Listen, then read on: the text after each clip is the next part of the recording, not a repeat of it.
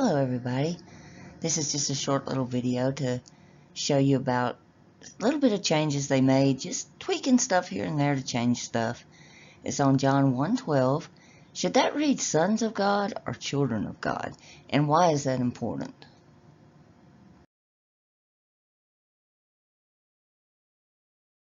Unfortunately, male gender bias made its way into scripture by changing these translations just slightly. It's like little tweaking here and there, and women have been excluded from becoming anything, even a child of God.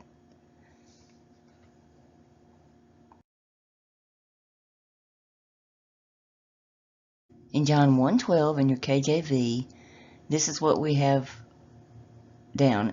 But as many as received him, to them gave he power to become the sons of God, even to them that believe on his name. Well, for one thing, even is not in there. It was added, and you can tell that because it's slanted and it's in light gray. When you see that, that means that word was put in there to try to make it sound better or something. And that just makes me want to cough when I see that. It's like, what? Okay, but when we come down here and look at this word for sons, tekna is what is actually there. You can see it at the top here. It's G5043, and a teknon is a child, and a tekna is the plural of teknon, right here.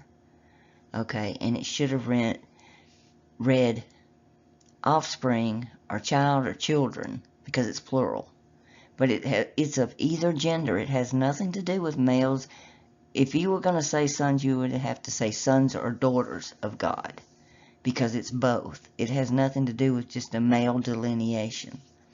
And I know this sounds picky, but I mean, we're talking about, these words are important. I mean, and I may be sounding picky here, but when you get to Paul and he's talking about women are supposed to be silent, and then we have Jesus putting us on an even playing field, men and women the same, what does that do? Whose words are you going to take to be the most important? I'm always going to take Jesus's things to be more important than Paul's. I'm sorry, but he was in the back of the book until 400 AD, and he wasn't even considered scripture until like way later. So it was behind Revelations as historical content. So what I'm going to take to be the truth is the Gospels. And it's like they say that he gave us the right to become children, either male or female, of God. That it's not just sons. And I know it sounds nitpicky, but it's true.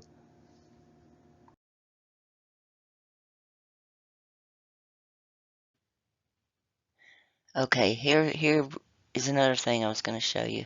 If it was meant to be sons, it would have been Gia, not Tekna. If you look right here, there's Tekna, that's children. That's what we actually have in the Greek. And I checked that out against the Codex Sinaiticus too, which is one of the oldest manuscripts. But if it was sons, it would have been Gioi. G-I-O-I. And it's not. They just played hard and fast to make sure it was a male gender word, even though it wasn't even there. And here's a prime example of how this affects us. Look at Luke 10:38 through 42.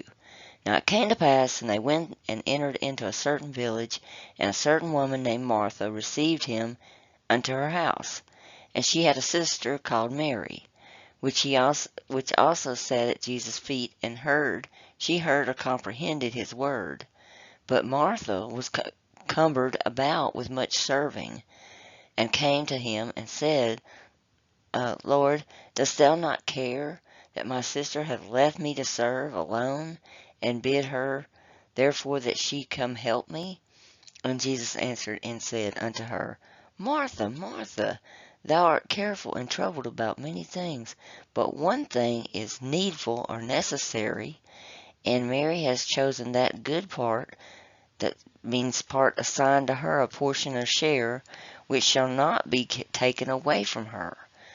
She had chosen to sit and learn his words, And the other one was choosing her chores and stuff instead.